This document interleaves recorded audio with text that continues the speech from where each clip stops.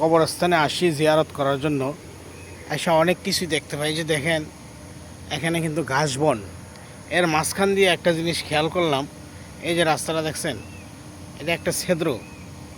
এটা দিয়ে অবশ্যই হয়তো সাপ অথবা বেজি এমন কিছু আসা যাওয়া করে, যার জন্য এই রাস্তাটা এরকম হয়ে আছে।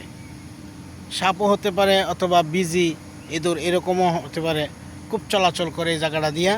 এই জন্য এটা এই অবস্থা আছে। দেখছেন, এটা একটা রাস্তা হয়ে আছে।